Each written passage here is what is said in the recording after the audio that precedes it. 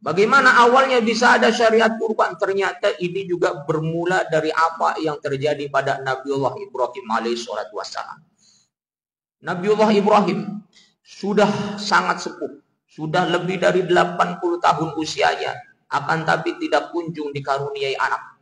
Hingga suatu ketika Nabiullah Ibrahim kemudian bernazar kepada Allah Subhanahu wa taala, "Ya Allah, ya Rabb, andai kata Engkau karuniakan kepadaku seorang anak, maka pasti aku akan menyembelih 1000 ekor domba setiap tahunnya, 100 ekor sapi setiap tahunnya, dan 1000 ekor unta setiap tahunnya." Ternyata biidnillah wa biqudratillah, Nabi Ibrahim punya anak dari istrinya yang kedua yang bernama Sayyidatuna Hajar. Punya anaklah Nabiullah Ibrahim. Siapa anaknya? Itulah Ismail, Nabiullah Ismail.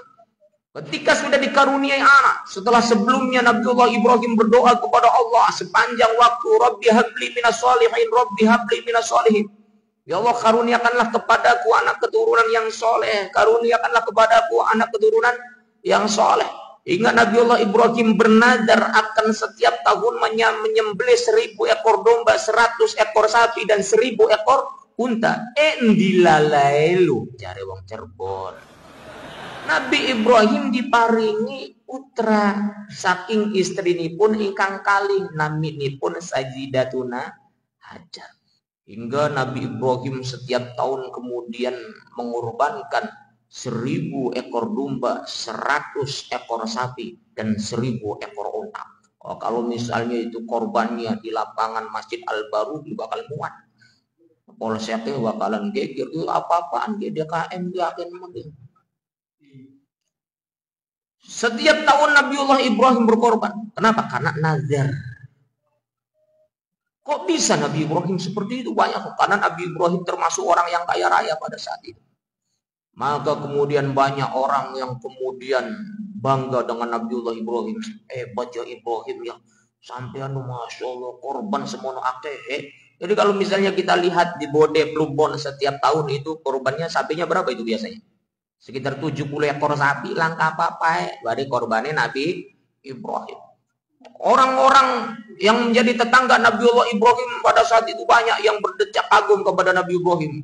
Baju Ibrahim lah. Korban yakin mencoh anak cohe lamun wong pleret dia udah wong pleret wong Palestina sejen wong Mekah sejen man hebat temen cohe. Apa kata Nabi Ibrahim? Kemudian Nabi Allah Ibrahim bisa dibilang mohon maaf sesumbar. Kata Nabi Ibrahim, jangankan hanya 1000 ekor domba, 100 ekor sapi, 1000 ekor unta. Andai kata Allah memerintahkanku untuk mengorbankan anakku sendiri sekalipun yang bernama Ismail itu, pasti aku akan melakukannya. Inilah sesumbarnya Nabiullah Ibrahim alaihissalatu wassalam. Beberapa hari kemudian, pada malam Tarwiyah, tanggal 8 Dzulhijjah, pada malam Tarwiyah, Nabi Ibrahim mimpi.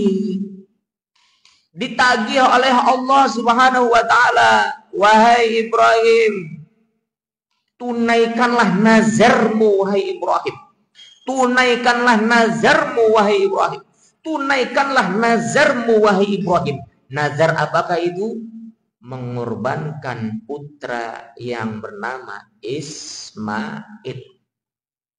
Bangun tidur Nabi Ibrahim ngelamun, merenung. Kuan lu mimpi sing Gusti Allah ta sing bisikan setan. Mikir. Nabi Ibrahim bangun tidur merenung, itu sebetulnya wahyu dari Allah atau bisikan dari setan. Makanya pada tanggal 8 Tarwiyah itu dijadikan sebagai satu rangkaian dalam ibadah haji, walaupun hanya sekedar sunnah saja hukumnya. Artinya Nabi Ibrahim ketika mendapatkan mimpi itu nggak bangun-bangun langsung luruh golok, nanti anak isun pengen disembelih. Ngerendung dikit Nabi Ibrahim, bener beli. Cuma pada saat itu apa yang dilakukan oleh Nabiullah Ibrahim? Nabiullah Ibrahim tidak langsung menyembelih Ismail. Nabiullah Ibrahim berpikir, paling-paling cuma mimpi biasa. Paling-paling cuma bunga tidur saja. Nabi Ibrahim enggak langsung menyembelih Ismail, tapi apa yang dilakukan oleh Nabiullah Ibrahim? Nabiullah Ibrahim justru menggantikannya dengan menyembelih 100 ekor domba. Dipikirnya hanya sekedar dengan menyembelih 100 ekor domba saja sudah selesai, beres nadarnya. Tapi apa yang terjadi hadirin rahimakumullah? Pada malam tanggal 9-nya Arafah, Nabi Ibrahim mimpi lagi, ditagih lagi sama Allah. Tunaikan nadarmu wahai Ibrahim. Nabi Ibrahim terbangun dari tidurnya dan kemudian Nabi Ibrahim merenung. Itulah sebabnya mengapa orang wukuf di Arafah di sana hanya diperintahkan untuk merenung, ngelamun. Cuma kebanyakan orang Indonesia nih padang Arafah pada ngudut gitu. Sebelum berangkat ke tanah suci dibuka koper isi gorengannya gudang galepil terkabeh. Ya udut kabeh jeroe paling antep-antepe Sriwedari ya Allah.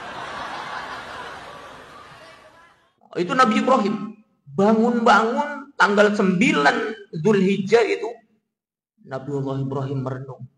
Berarti itu mimpi benar merupakan perintah dari Allah Subhanahu wa ta'ala.